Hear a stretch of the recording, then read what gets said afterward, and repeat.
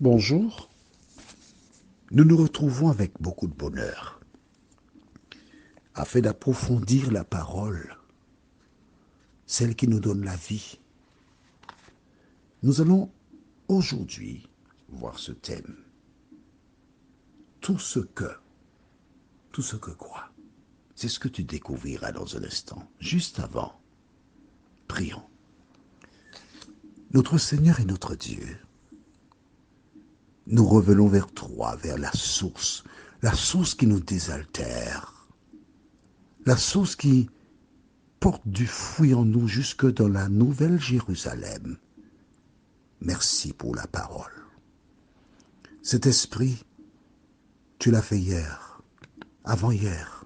Alors continue encore de nous instruire afin que nous comprenions pleinement la vérité et qu'elle soit toujours au fond de nos cœurs.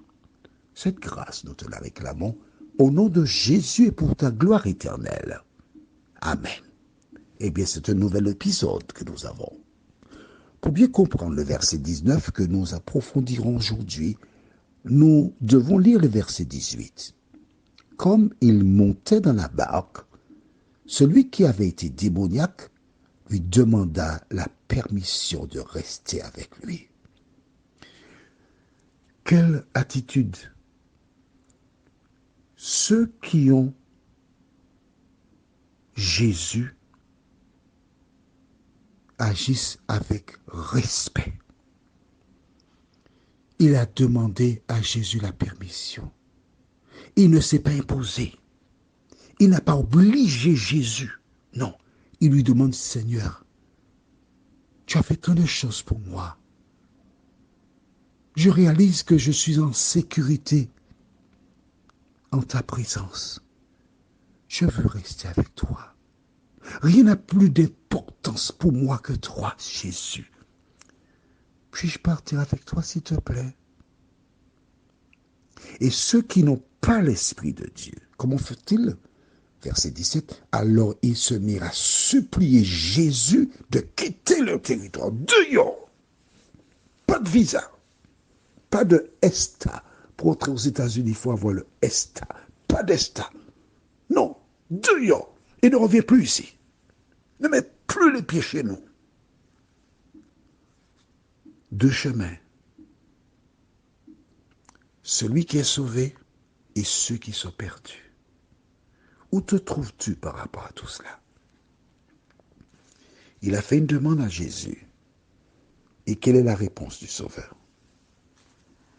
Jésus ne le lui permit pas, mais lui dit, va dans ta maison, vers les tiens, et raconte-leur tout ce que le Seigneur t'a fait et comment il a eu pitié de toi. Tu as entendu cela? Tu as lu, puisque nous lisons ensemble. Jésus ne le lui permit pas.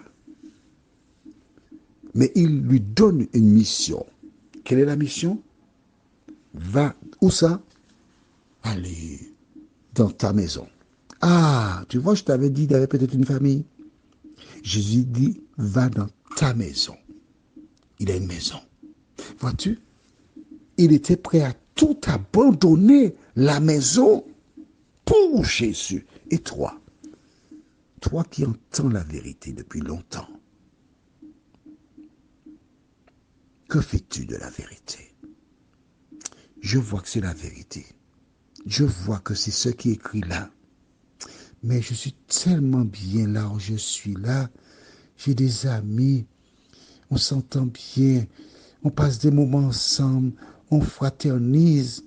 On a des agapes. L'ambiance est tellement bonne. Si je pars de là, quelle garantie ai-je que je trouverai la même ambiance et je serai plus heureuse ailleurs? La question pour toi n'est pas d'être heureuse sur cette terre. La question fondamentale est être en paix avec Dieu en suivant la parole. Mais c'est ce qui est fondamental, oui. Mais si tu n'as pas compris ça, tu es en difficulté. Premièrement, va dans ta maison. vers les tiens. Ah, donc il a une famille, il y a des personnes qui lui sont proches. Et quand tu rencontres les tiens, raconte-leur tout ce que le Seigneur t'a fait et comment il a eu pitié de toi. Je reviens encore, hein. Excuse-moi. Hein. Ce sont ces versets-là qui m'ont formaté. La personne qui est une enfant de Dieu, la personne qui est une chrétienne, la personne qui attend le retour de Jésus pour son salut, que fait-elle? Va dans ta maison, vers les tiens, et raconte-leur ce que la voisine a fait, ce que le voisin a dit à son épouse. Raconte ce que la collègue a fait. Raconte ce que le patron a fait.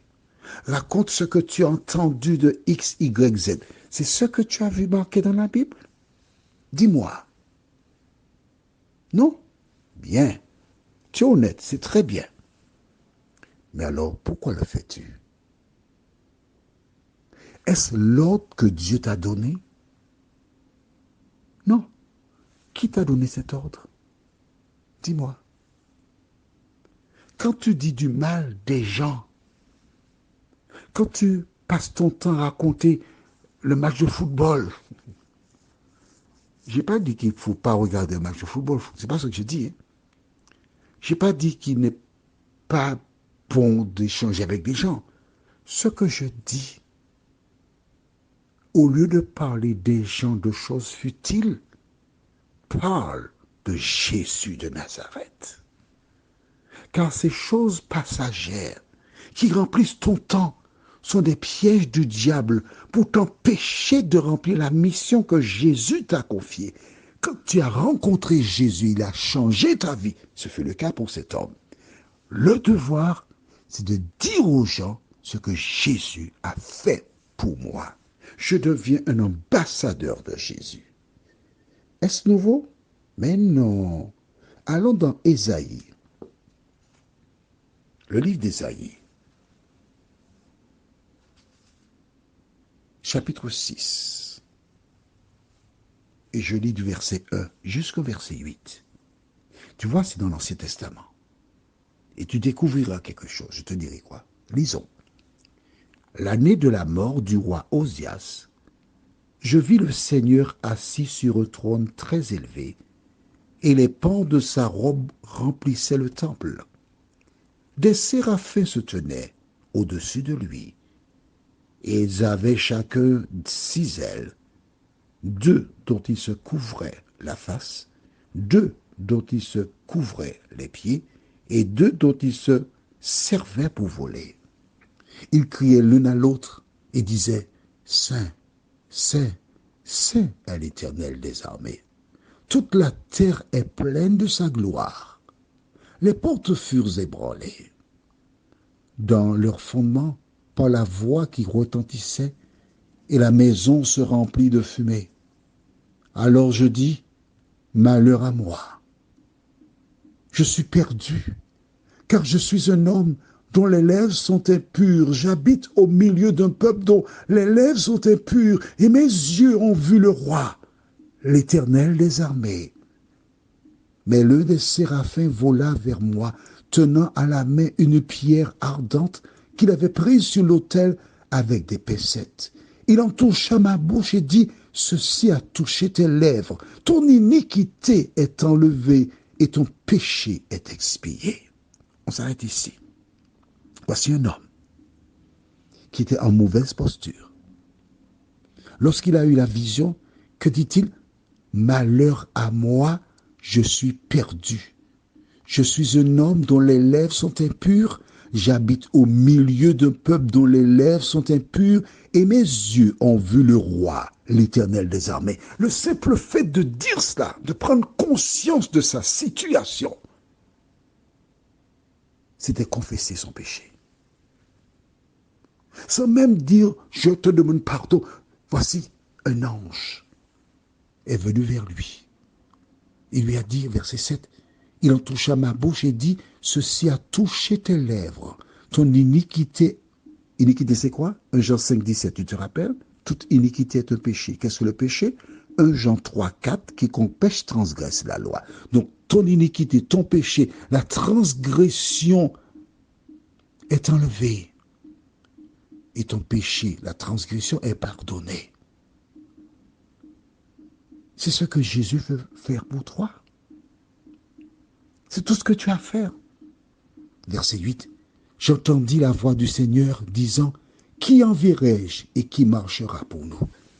Dieu est en train de chercher des représentants sur la terre, des ambassadeurs.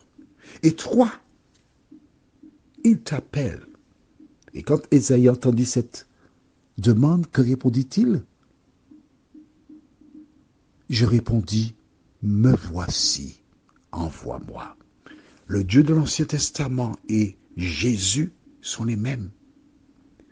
Lorsque Dieu a délivré Ésaïe, il a dit, je cherche un ambassadeur qui marchera pour moi, qui représentera mon royaume. Ésaïe a dit, me voici, envoie-moi. Jésus a déclaré à cet homme, va dans ta maison vers les tiens. C'est la même chose.